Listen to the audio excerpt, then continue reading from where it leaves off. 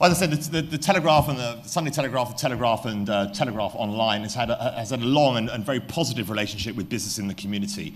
As Stephen said, we are producing a supplement this weekend with the paper, which you will actually get today, which is raising some of the important issues that have been touched on in Mark's comments and in Stephen's comments. Last weekend we had a piece from His Royal Highness previewing some of the things that he will be saying today. I'm going to ask each of my fabulous panel members to give us a few thoughts on where they've come from, because each has actually played an important role in this debate themselves. And I think, and we'll test this through the debate, often it is the people who are doing good who are talking about it. How do we get this story out to a wider audience? Frankly, the people in this room get it, and the people who aren't in this room maybe don't. And how do we push that forward? At some point through this session,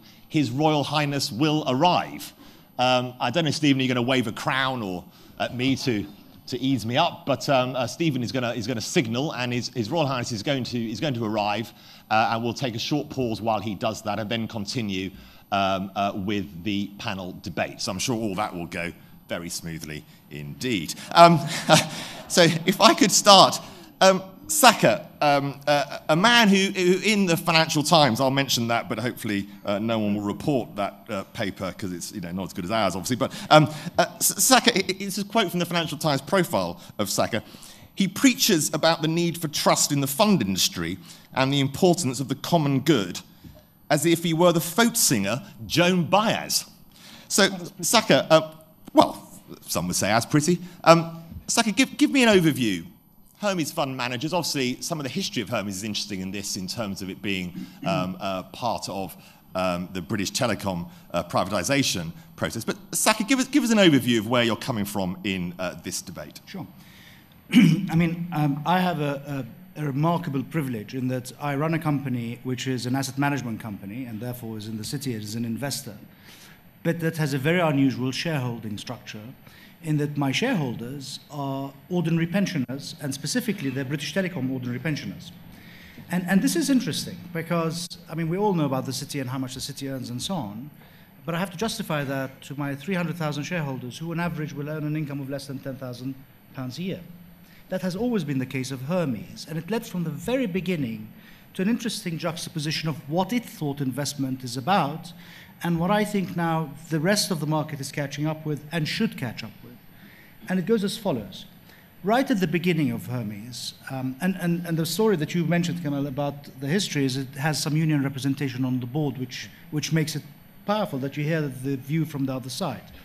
Very early on, Ralph Catani, who was the first chief executive, brought up an issue of what today we'd call governance in an open AGM with Marks and Spencer in '83, because he recognized that better governed companies actually do better over the long term. We can show this statistically, and it's now become a buzzword, but we've always believed in it and we've tried for it.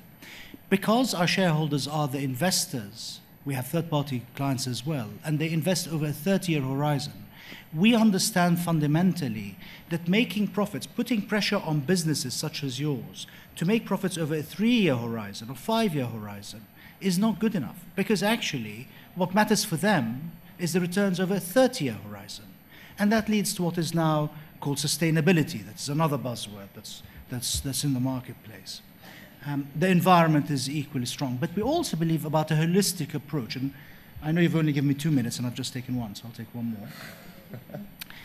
The holistic approach is that we're trying to make things better because it is worth making the environment that we live in better. And we do this in 2 ways. One is we think that there is a duty of responsibility, fiduciary duty if you like, on us towards our owners, towards our investors, the people who invest with us and whose money we invest, towards you, in whose companies we invest, but also towards the community we live in. My office is not too far away from here, and the city is a very, very rich place. And there's a road, essentially, Minories, which acts as a wall between Whitechapel and the city. And nobody crosses that wall. And on the one hand is one of the poorest boroughs in the city, in London. and on the other hand is one of the centers of the world wealth. And with the help of charities such as His Royal Highness's Mosaic, we come across and we actually put time into the community to give it back. Why? Because we think that makes the whole better, and we access better resource. There are very clever kids there who never get a chance to come to the city, who we think can in fact come and add value. Why do you need to add value? Because you have to go back, and I'll finish with this, with the purpose of business. Yes, the purpose of business is to make money, but that's not the only purpose, and it cannot be. Otherwise, we'll all be crack cocaine dealers, which I understand has a very high return on equity. The purpose of business must be, in part, to do good. And there's another project that I'm involved with, which is the Blueprint for Better Business, that was started by the Archbishop of Westminster and was launched in Davos a couple of weeks back. And that is trying to say that businesses, good businesses, should be good, and the services that they provide should serve. And that ultimately is the basis of sustainability. The problem is that your investors, the people who invest in you, with the exceptions of Helena's teams and my teams and a few others, tend to take a much shorter view. And so we've got to change that, and I will finish it with this sentence. A great man once said, if you see something that is wrong, change it with your hand if you can. And if you cannot change it with your hand, talk, which is what I'm doing, about changing it. And if you cannot talk about changing it, change it in your heart. And that's the weakest form of faith, of being good. Saka, tell me a little bit about how widely shared do you think, genuinely, that opinion is amongst fund managers, who, many of whom will be looking to take a short position, will be looking to aggressively attack businesses, will be looking for in-out processes which are over months or weeks or even days. I mean, isn't there a duty upon the fund management industry, not just led, as you say, by yourself, Saka, and Helena to my left, to be much more about what is it about doing good? Because they are basically driven by financial metrics, and that is how they push the businesses they are invested in. I think you've raised two very important points. The first one, let me say this about fund management and bankers, and this is, personally, I believe most people try to do good, but it depends what they're asked to do. And the problem is that most of the investors, who, by the way, are pension funds who represent everybody, put on them typically short-term horizon metrics. I mean, they ask them to outperform a particular benchmark over 3 years or 5 years. That means that they're thinking about pushing the companies to make returns for the share price to go up over such a short-term horizon. That's the first thing. The second thing is there is a need to reassess what we mean by return, which is what you've said. There's a group of CIOs from around the world called the 300 Club that's trying to question financial theory and essentially economic theory, particularly the Friedman aspect of it, by trying to redefine, or at least I'm trying to redefine within that group, what do we mean by return? Because return, as I say, cannot simply be a monetized return over a short period. It has to be a sustained return. And there is also an environmental aspect of the return. I mean, what's the point of massive returns if we end up with massively more flooding, for example, and higher gas bills and so on? So come back to your question. The industry knows it has to do something. It pays lip service, and I think in its heart it wants to change. The problem is twofold. One, it doesn't really believe that there's a connectivity between all these good things, being good and good businesses. And the second thing, it believes that the mandates it's given from the people who hire it, the pension schemes, and the right in that, are short-term anyway, and they don't care. In other words, people really, at the end of the day, want to make more money rather than they want them to make more money in 10 years' time, because 10 years forward is a long way away. So the industry is nowhere near there, and that's why the advocacy of people like Helena, like myself and others, and yourselves, in your pension schemes as governors and boards, saying to fund managers that you hire, look, we understand that if you take a more holistic view to what you're trying to do, maybe the returns are not going to be fantastic over 3 or 4 years, but they'll be better over 10 years. Because we all have a responsibility, not just the fund management, all of us, to take a much more long-term view, because we are all going to be living here in the next 20 or 30 years. And the environment and the society that we build is one that we will have to live in, and it's your money that's building it. Thank you, Saka. Steve, tell us a bit about the story at National Grid and how you've attempted and have successfully embedded some of the big themes we've been talking about today in your time as CEO. And maybe as well talk about what is it you really get asked by your investor community in terms of your bottom line? Well, I certainly don't get asked some of the questions that Saka has just posed. I think he's slightly unusual in the investment community, frankly. But you touched on this earlier, and it's flowed through. This is about trust, fundamentally. And I agree with your comments that trust in business is at an all-time low in my working life. And that's important. You know, we need to engage the employees who work for us today. We need to inspire and attract a generation of employees for the future. And we need our customers to feel that what we do for them is right and is trusted. So it's all about that whole agenda, actually. Doing good is a word that really bugs me, frankly. You know, that's soft and fluffy. That's not what business is all about. Let's get away from thinking it's doing good for the sake of doing good and say, this is about creating long-term, healthy, sustainable businesses. That's what it's about. And for us in National Grid, we think about it in three areas. We think about inspiring the future, we think about the developing the future, and preserving the future. Inspiring is all about education and skills and business class that Paul's run. We have a huge demographic issue where we need thousands and thousands of smart scientists and engineers. In this country and in the US, the situation is very similar. Kids don't like those subjects particularly. They're not following them. They don't understand what they lead to. So we have a huge job to do as business to get into schools and help communicate and inspire a future generation, which is crucial for the long-term health of our business, not short-term returns, long-term health of our business.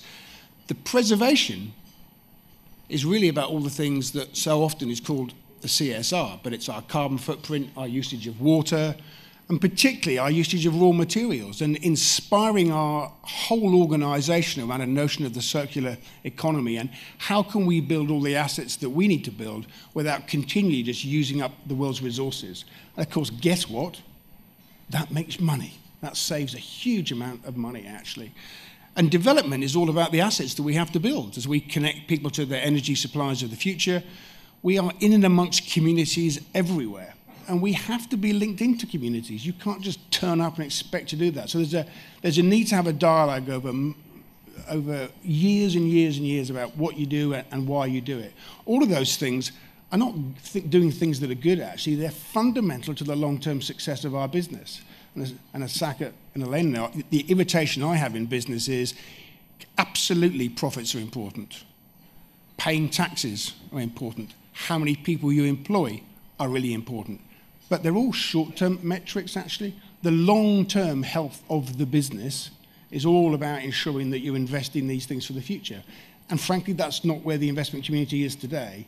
But it is what my job is all about. It is what a business that's going to be here in 30 or 40 years' time just has to focus on. So what pressure do you feel under and from the investor community? And do you think there has been any change towards more of the approach that Saka has outlined to us over the last 5 or 6 years, given the events of 2007 and 2008? Has there been any change, or frankly, are investors about what's the bottom line this quarter, what's it going to be over the next 2 to 3 year horizon, and are you therefore going to beat the benchmark businesses that you're put up against? I'm always a great optimist, so I can go back to 1 or 2 conversations, but it's 1 or 2 out of hundreds where somebody has literally asked a question that is really related to the long-term sustainable health of the business. So I go, yes, there are changes coming. But frankly, it's 1 or 2 questions out of hundreds. The reality is very much about, let's keep the conversation focused on what's just happened and what can I expect from this business in the next year or 2 years. Yeah. Helena, tell us a bit about the journey of Newton Investment Management and also the huge amount of work you've done as well on the diversity issue, mostly connected to the issue of gender, but obviously diversity as a business good. Thank you, Kamal. I mean, at Newton, and you would expect me to say this, wouldn't you, since I'm up here on the panel, we do genuinely believe that responsibly managed businesses will ultimately have more chance of attaining a sustainable competitive advantage. And And in our case, and again, I would say that, wouldn't I? For us, actions speak much louder than words. And so what we've done is to actually embed our whole approach to what's called ESG, environment, social, and governance issues, into the framework for analysing companies. And I have to say, Saka and Steve have both raised this point, I think the fund management community generally has a huge gap. There are examples, that's why we've been chosen for the panel, but there are huge examples where there's this enormous truth gap, if I say that euphemistically, between what people say they'll do, because no one's going to say we're going to invest in irresponsible businesses. I mean, how many people go around saying that's our USP? Everybody says that, but actually what do they do? And in fact, a gentleman I was talking to just before we sat down gave me a perfect example. He said, and I will obviously not name the fund management company, although he did, and I'm so tempted, but anyway, he said, they had a presentation from fund managers. This is for the pension fund that he's a trustee of, and there was a statement about ethical approach, and he challenged the fund manager and said, well, I hope you don't let that get in the way of delivering a return for us. And of course, the fund manager played right into the trap and said, oh, well, no, of course not, don't worry. So, I'm afraid that is really where I think most of the community is. You started the debate, the discussion today, Kamal, by saying we need to kind of link in those people who aren't already with us on this program. And I think that would be a very interesting point to discuss, because I know I personally have sort of somewhat thrown down the gauntlet to other investors, but there are, it's quite a bifurcated approach. There are people like Hermes and Newton companies that actually realize that it's important. But where I've come out is thinking that actually we can get this across by talking more in terms of avoiding, a risk management or avoiding the banana skins. I know there are delegates here from BP and RBS, but a lot of change in those companies. But they will be great examples of where a lack of attention or a not getting it quite right on environment or governance, respectively, cost shareholders and their clients a huge amount of money. So in some ways, what I'm thinking now is that we don't talk in a sort of like airy-fairy, nebulous, doing good, making it all seem nice, but actually get this across as a risk management tool. You did mention about the gender issue, and I suppose that's an example of where, and it's coming up repeatedly in our discussion already, that actions speak louder than words. And again, one of the things that's very easy for us all to talk about doing these things. But actually that's been a very interesting, both with the 30% Club that's set up about 3.5 years ago, and now I chair Opportunity Now, part of Business in the Community, the gender campaign. It's been very interesting seeing the journey in this country in the last very few years. I've worked in the city, makes me feel incredibly old, more than a quarter of a century, and the first sort of 20 years, nothing changed on the women's issue. And the last 4 or 5, there's been a huge change, and I think people have suddenly got the idea that actually this is about central management of talent, not being nice to women. But to get there, a lot of people have had to do a lot of things in a lot of places, and it's not just somebody telling other people what to do.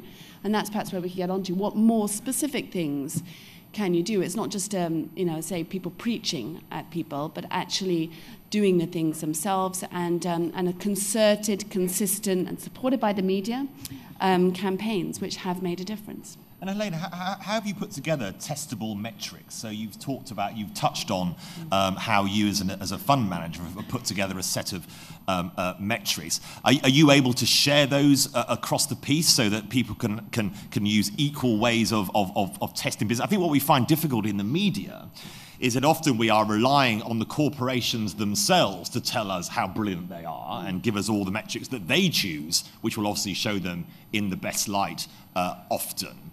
And we feel that at least with financial numbers, the testability is benchmarkable against their competitors. Have you been able to share those metrics? And what are the good testable metrics in this field? You mean in terms of responsible? Yes, in the responsibility area. As you say, we want to get away from the airy-fairy, the warm words, the sort of danger of greenwash that that has been a problem. What are the responsibility metrics that are testable and, importantly, comparable? Okay, so I'm a positive sort of person. So we start off trying to prove the positive impact that being a responsibly managed business can have on returns. And it is incredibly difficult, but for a good reason, and that is because a really responsible business, it's like a sort of stick of rock. It's not a sort of veneer that's on the top, and you can separate out that little bit that says you're responsible. This is kind of embedded into each of the criterion or each of their approaches, whether it be to stakeholder, all their stakeholders. I think you can make a very strong intuitive case. For example, responsible businesses tend to have relatively engaged employees, and we all know that can lead to a much better financial results. But it is really difficult because you're kind of trying to prove this sort of negative. You took away the responsible bit, and what would have happened?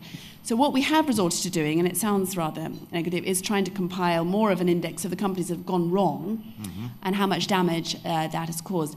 And to make it sort of, dare I say it, more credible than just our view of the world, we have actually engaged with the Judge Business School at Cambridge, and we'll be launching that in the autumn. Mm-hmm. That's very interesting. I mean, Saka, what about this testable metrics issue, and how difficult that is as a fund managing industry to have comparable, benchmarkable figures? You can have, because the problem is it doesn't make good copy, and it's very hard to put across. I'll tell you a story, and I'll make myself unpopular with my friends in the press. A couple of weeks back, Hermes launched 2 papers at the same time, or there were 2 stories that came out of Hermes. The first story I was really excited about. It was a statistical study about the difference between well-governed companies with good governance structures and bad governed companies with bad governance structure. And it shows that by avoiding the worst governance structure, and this is not just tick-in-the-box governance, this is a deep dive look at governance. By avoiding companies with the worst governance structure, you can effectively add almost 0.5% to your performance per month, across the world.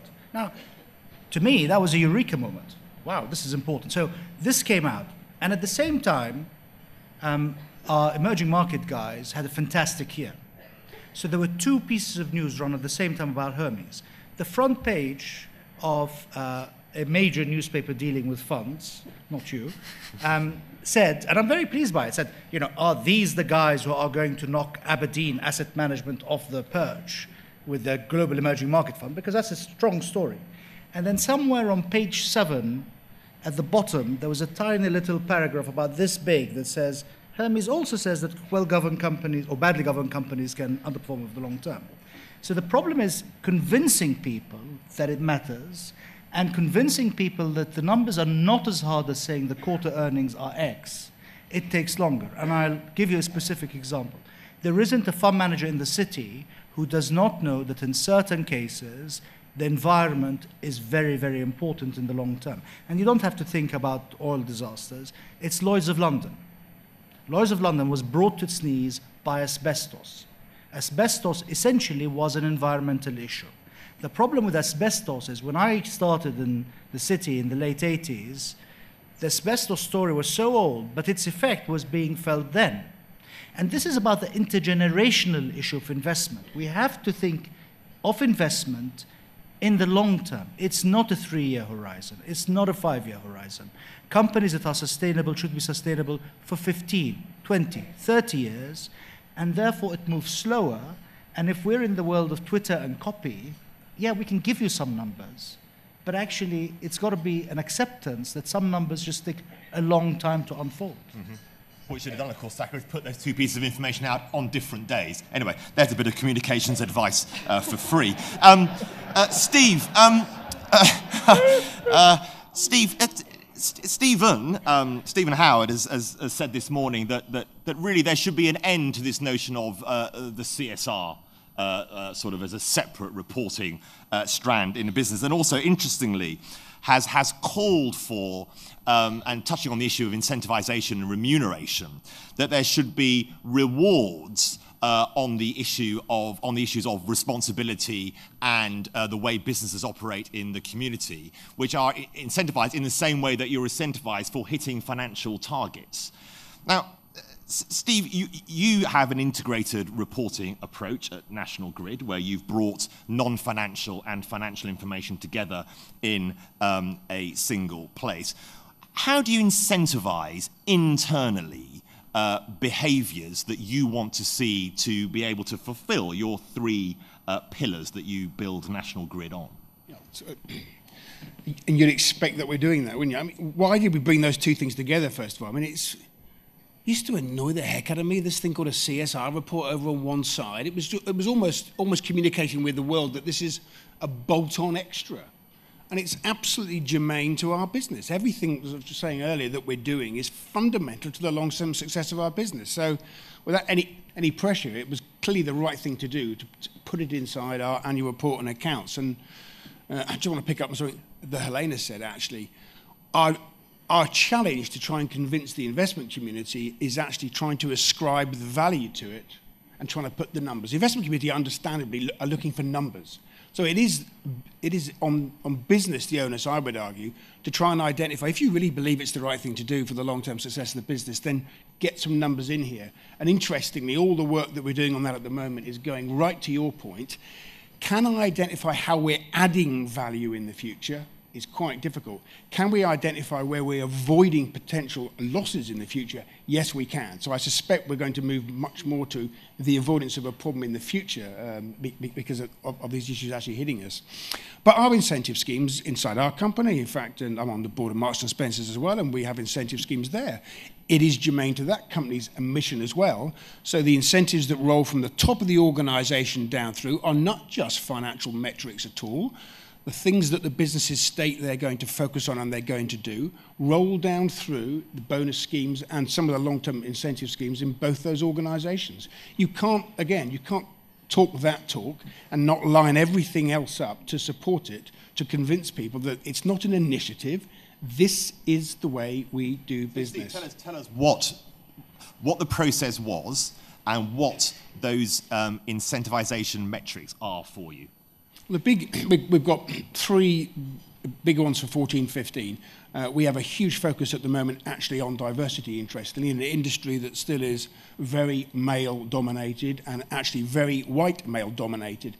The only way to change that is to really put some drives and incentives down through the organisation. So there were targets across the company on moving that. Safety and the impact on the environment has always been, up alongside all our financial incentives. And if you don't hit those targets, I'm afraid there are no bonuses and no rewards because they're central to what we do. And the interaction with communities, we've been searching for some metrics and feedback loops. Lots of activity. How do you stop as a business rewarding people for inputs and reward them for outputs? I've done a really great job. I spent hours and hours and I've done all these great things in schools and the communities. Well, that's all input. So measuring some outputs. And because we've now been at it for so long, we are beginning to feel the ripples back. So we've got some pretty hard metrics on outputs. Mm-hmm. And Saka, speaking as a chief executive, what do you think about the notion of incentivisation on some of these slightly trickier and more complicated notions of performance? So that, how do you incentivize your fund managers to listen to the type of things you've been saying to us this morning and to ensure that their incentivization and their remuneration is aligned to the purposes that you've been arguing about? Again, I'm privileged in that we have a slightly different matrix at Hermes, but it's one of our core values. Look, the first core value that we have is we're fund managers, we have to be good at what we do. That's the excellence in what we do. But the second core value is that we're responsible. And by that, we mean responsible in the way that we invest, responsible towards advice we give to our clients, responsible towards our community, and responsible towards each other. And I was saying to another guest earlier today, this sounds cheesy and folksy, and Pete Seeger only died 2 weeks ago. Being nice to each other, actually, is important. And I can't give you a matrix on it, but I promise you there's a buzz in the company because people are trying to be nice to each other. And I can come off and do all the waffle about saying we can see that the silos are breaking down and people cooperate more and there's a levered effect and so on. And people work harder and better because they're giving back. We mentioned these projects of going into essentially the Whitechapel area and helping out through Mosaic and through our own charity. And by the way, our charity was not started by me as chief executive. It was started by the employees on their own bat. And do I allow them days off to do it? Of course I do. And do they hold me accountable and say to me, you're not doing your bit, we haven't seen you down? Yes, they do. Does it make a difference to the company? I think it does. I think it's one of the reasons that we function better, because we have a more holistic view. What about specifically, Saka, on remuneration issues and incentivization on issues like pay. Again, BITC and Stephen put out some thoughts on this morning, said that in their survey of 215 businesses, individual employee objectives often are not aligned to what the business publicly claims it wants to achieve. In ours, and I'm quite happy to be transparent, there's a minimum of a quarter of the incentive of fund managers who are typically remunerated just on numbers, right? But on everybody, myself included, on KPIs, on what we call responsibility, and these are behavioral aspects, and they're very long-term behavioral aspects, and they're not, do your colleagues think you're nice? It's actually, are you being responsible to your colleagues, to your community? It's, we live in a community, you have to give something back. We're very privileged, and that doesn't mean just philanthropy. This is nonsense. It actually means opening up. Are we being as open and diverse in diversity? And we're not. I'm told by my colleague who runs our diversity program, I don't count because he thinks my posh accent negates my color. But that's by the by. So we try to open it up. I mean, we're uncomfortable, right? But we shouldn't be. It's about, as Helena quite rightly said, there's a pool of talent. Why do we exclude half the pool? That's what we do when you exclude women, right? There's a pool of talent of very clever people. Why are we excluding them? That's just bad business. Helena, what about the notion of incentivization for your industry, as well as for the industries you invest in? I mean, do you see a value to Stephen's call for incentivization metrics not just simply be financial? Totally. I mean, I think what we are trying to do is create this sort of positive chain reaction where people will behave in a certain way, and then ultimately, even if it is still hard to measure, then everybody sees an improved prosperity, going back to that opening video of the link between prosperous business and society. I think the upcoming AGM season, because we obviously have now as well, or we haven't touched on it yet, shareholders for the very first time have a binding vote on pay. So if a company doesn't get 50% of the shareholder vote, then the pay policies won't be adopted. And I think it's going to be an incredible, important test. Ideally, and you might not see a huge media exciting coverage, because ideally we'll have negotiated or arranged or discussed with companies before we get to the shareholder vote, where we have issues around this alignment that we keep talking about. Because, it shouldn't necessarily be about quantum. I think it has to be about, does everybody benefit from the performance that's being achieved? And we've talked a bit about output, not input. So I think this is going to be quite an interesting sort of extra opportunity for shareholders to flex their muscle and hold companies to account. And we have to see whether they will. Because ultimately, I mean, I think we have to remember that shareholders, it's not management of company, it's shareholders that on behalf of our pension fund clients, as they usually are, own the companies, and therefore have a big responsibility as stewards of our clients' assets, but to make a difference. One thing we haven't talked about at all, but I just wanted to touch on, was we haven't talked really about how to get through. If we all talk about long-term performance, how can we all keep struggling with getting there? And this is where I think we do have to, again, try to create this sort of series of actions that would shift things. And it is possible to shift things. I mean, we've seen in this country that very few CEOs are the chairman of listed companies now, and that was a change, improving governance that was brought about by shareholders and the policies around corporate governance. So what I would like to see is, us as shareholders sort of moving away or asking for not having separate CSR reports, not having quarterly reports. I mean, there's this disclosure all the time of all the results numbers, and it makes everybody very short-term and very sort of focused on the next You'd be happy, reporting. would you, Helen, with I'd half-yearly? much rather have half-yearly or even annual and have very transparent dialogues about what's happening so that we can kind of shift the balance. I want to see our clients. One thing I should have asked the gentleman who gave me the anecdote before was, what did he say to the fund manager who confessed that they didn't pay any attention to the responsible investing spiel in the document? So that clients also have to kind of be with us and perhaps look at us on a semi-annual or an annual basis. And that's not to be an excuse. It's not to say, come back, in 2 years' time we'll have performed much better, don't worry about it. It's actually to try and shift from where we are today.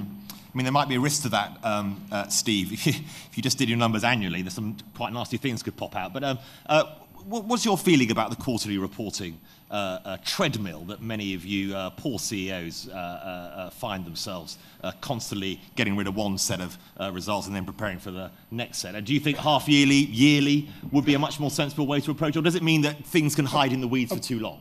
Can I I'm pause you all for one moment, and can you please rise and welcome in His Royal Highness Prince of Wales?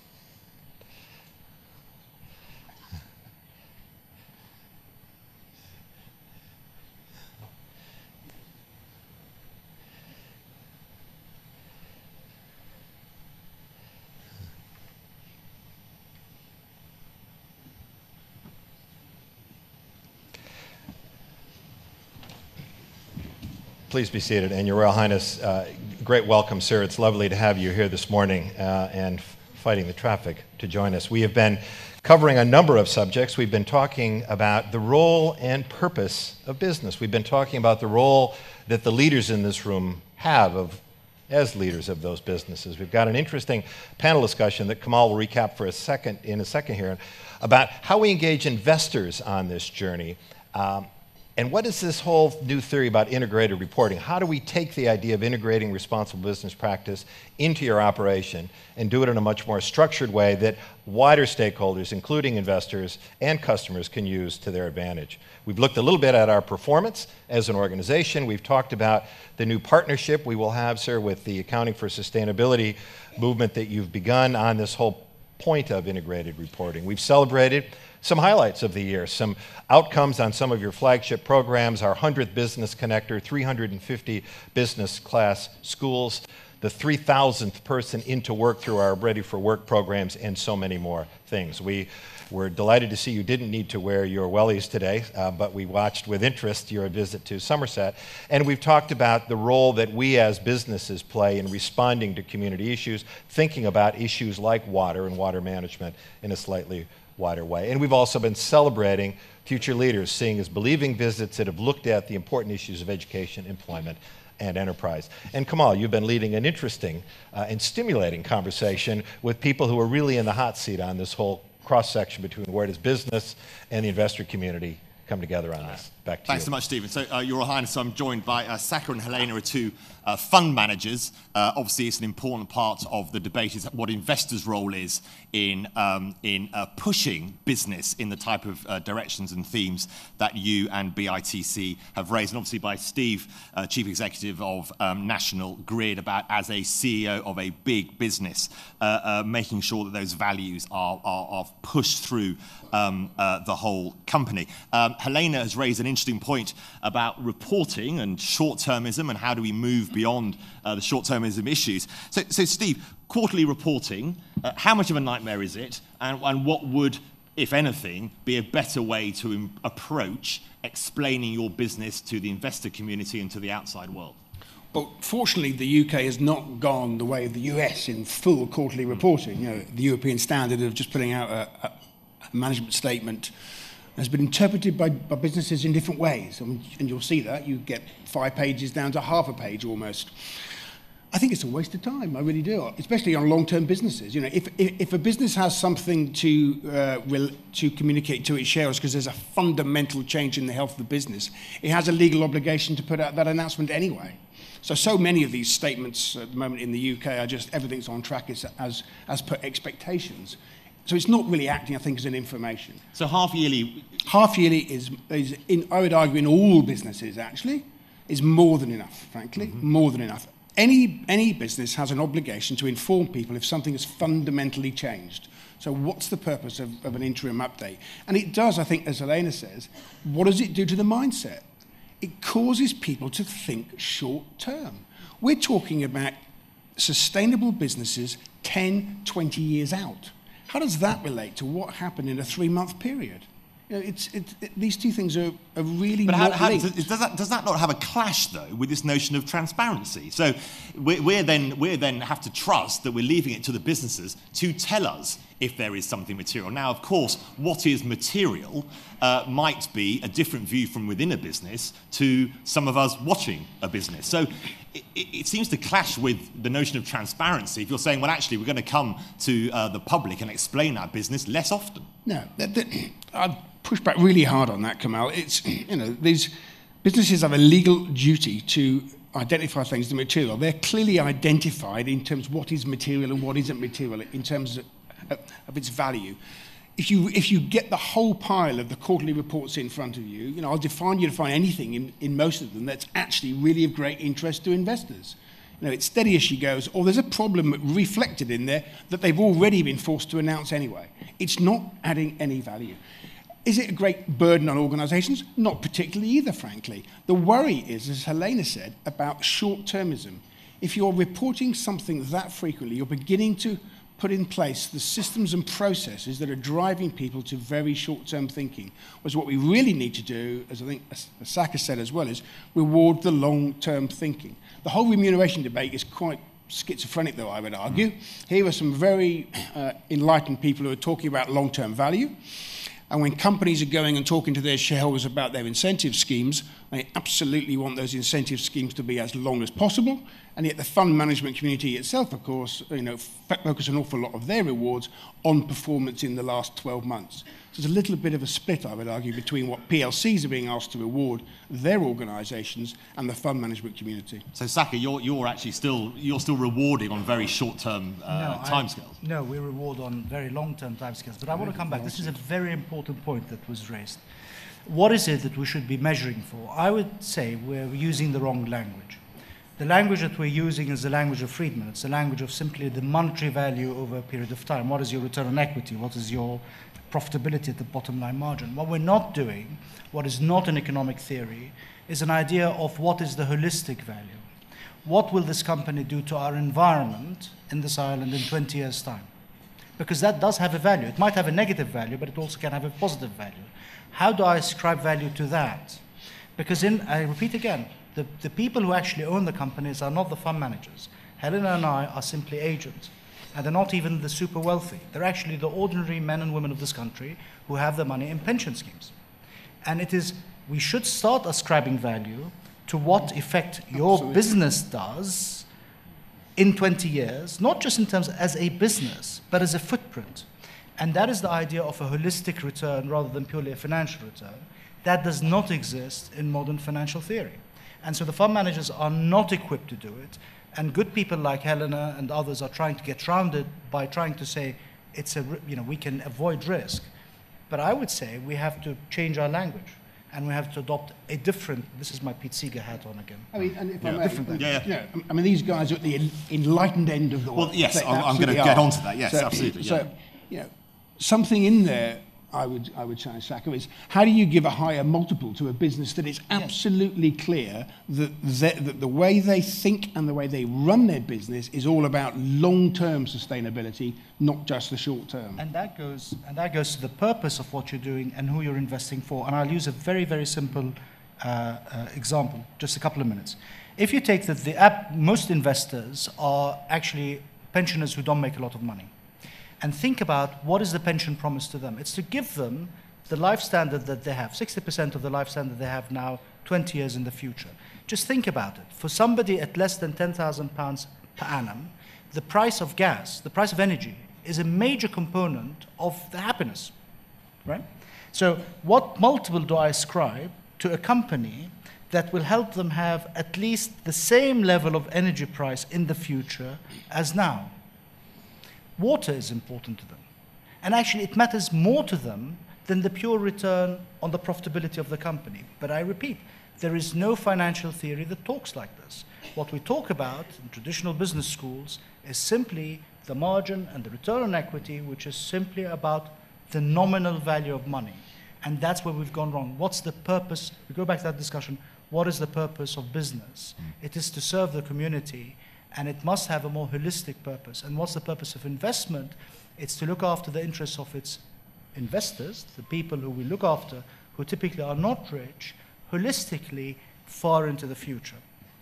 Steve, it must frustrate you, does it, that there is no there is not enough information to have a benchmarking process, so that, as Helena and Saka have said, it becomes clear the business value of having the type of aspects that you've spoken about, so that you can be benchmarked against your competitors. Because at the moment, do you get enough value out of all the work you do? Well, I think you can tell I'm frustrated, can't you? I'm sure it's pretty obvious. There are benchmarks out there. There are benchmarks. There's the FTSE for Good Index. There's the Dow Jones Sustainability Index. There's an interesting discussion with investors, though, about how many of those really take those into account when they make their investment decisions. So there are indices, and business in the community, even the metrics the BITC put out are indices. How many investors ever look at whether a company's a member of BITC is a great question. I suspect the answer to that is very, very few, frankly. But let's go back to where we started this whole conversation. If I retire, and that's still the case, it doesn't matter for what we have to do for the long-term health of our business, the engagement of our employees today, the attraction of our employees in the future, and the work that we need to do. So we have to run our business in this way anyway, frankly. That's why, if you're saying, are you getting something for doing good? Well, that's not the real question. It's germane to the long-term success of every business, I would argue, and the long-term obligation we have to the communities in which we live in and work in. And if you get that wrong, as Helena identified earlier, at some stage in the future, that business will have real problems. And meanwhile, if I can just add as well, because I think we've seen this huge change in the diversity argument over the last few years that I talked about earlier. And that has been very hard to pin down on a financial metric. I mean, various efforts have been made to look at the performance of companies with 3 or more women on their board compared with those that have none. But there, you could, it's not an intellectually sound argument. The women might be so smart as to join the better companies boards. And or you dislike all that, don't you, Lenny? I don't like. I think it's much better to have the intuitive argument and to hear from chairmen of companies who say actually the conversation is different, it's better, the dynamic in the boardroom has changed, not just with gender diversity but other sorts of diversity. And I don't think that makes it weak or fluffy or not relevant. And I think you can see from what's happened in the last few years that you can have change without having a totally tied financial numbers-based argument around it. I think it's a bit chicken and egg. You can't kind of get the change unless you all agree that you're going to go for the change. As I mentioned already, you all have to make, it has to be a series of actions. Just one other point on that. I think a lot of fund management companies are in this kind of prisoner's dilemma situation where what might be good for them in the very short, immediate term is not compatible or consistent with the greater good. You know the example when 2 prisoners, if one stays quiet and is betrayed by the other, they get the longest jail sentence. If they're both quiet, it is all sort of like a sequence that you're not necessarily motivated to help each other out. And that's where I think we just have to break that cycle. Someone somewhere, and we're trying to do it in our own small ways at our businesses, has to say, actually, no, we have to say, we don't want a quarterly report necessarily, we don't want a separate CSR report, we want our clients to sack us if we're not actually delivering against the longer term goals, and we remunerate our fund managers on 5 years performance rather than a year.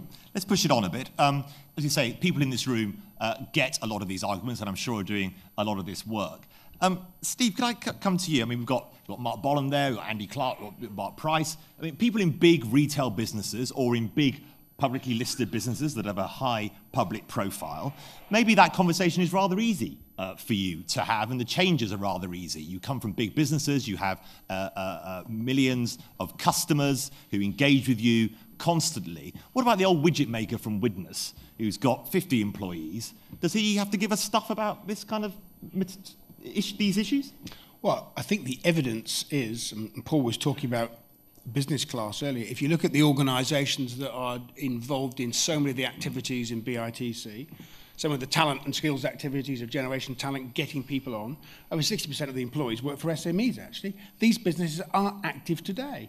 But they're active because they know this is the right thing to do for them. They're also active because they've seen so many of the employees that they need for the future as well being impacted by their getting employees through the activities they're involved in. But the engagement of 50, 20 employees in their own organisation just goes through the roof, actually, when people realise I'm working for a company that's not just short-term focused. It's focused on running this business right and thinking about the future. So it is quite incredible when you get the stats out how many SMEs are actively involved in many of these activities that are ascribed very simplistically, well, the big companies must do that, don't they? Mm-hmm. I mean, Stephen, how do you use your supply chain or your influence over your supply chain to drive through some of these behaviours? Well, that has, and of course there are lots of big companies here, I mean, that's something that we all do, isn't it? I mean, that's how, as Elaine says, when you're trying to create change, occasionally you need some pretty old-fashioned tactics. Get all the supply chain around the table and say, if you're going to work with us, these are our beliefs, we want you to be involved. And all the retailers that you pointed to all do that, I know, with all of their supply chains, and we do. But it turns around then, it then becomes... it's self-sustaining, it doesn't require bullying. With your supply chain, have you done to drive through the type of behaviours you want to see in your own business? We've, particularly in the area of skills and education and getting into communities where there's a lot of underprivileged, we've asked them to work with us. add more weight to the activities that we have. They've all very, very happily done so. And then you can take away all the pressure, actually. Our program to get young offenders into work, that's often called the National Grid Program, rather embarrassingly, has 83 companies involved in it.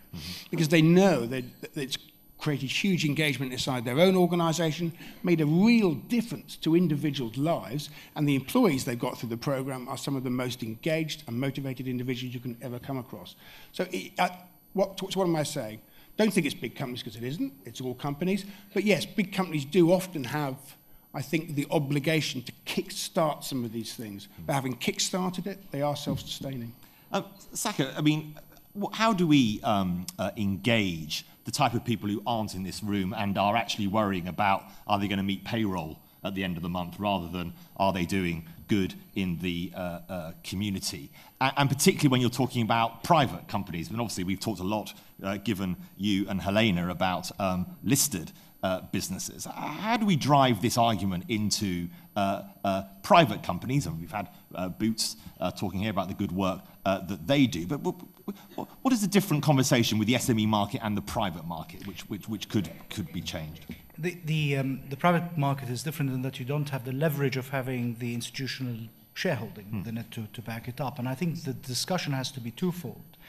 The traditional economic discussion is to say to them, look, if you do this, it's actually better for your SMEs. And there's a lot of anecdotal evidence for this. And by the way, it's very old. If you go back into old teachings and old writings from a couple of thousand years ago, people understood sustainability really well then. It's just we forgot about it, and they understood the business imperative of it. So that's one conversation. Open up to your local community, reach out and so on. That actually makes you a better business and gives you a better margin over time. Cooperate together, smaller companies together, form cooperatives of smaller companies. That helps. There's a conversation between the big companies and their suppliers who are smaller companies who need to help them out. At Hermes, when we introduced the London minimum wage, we outsourced to a small company for our entertainment staff and our reception staff. And we had a conversation with them, look, we'll subsidize you for this because we believe in this, and then go to your other clients and they will cooperate with that. That's one discussion. And again, I'm going to break ranks with traditional economic thought. I think there is a value in just being good for the sake of being good. I think there's more to life than just living on this planet as an eating, sleeping machine, right? And part of it must be that we are privileged and we have, and that privilege is we are either business people and we control businesses, or we're investment people and we control investments. And part of it must be a personal responsibility about how we pay it back. And part of the way that we can pay it back is by doing good. And that's why I like the initiative that's come out, the BBB one, the Blueprint for Better Business, which is saying, look, businesses should be, yes, about being successful, yes, about making margin, but they also should be about something more than that.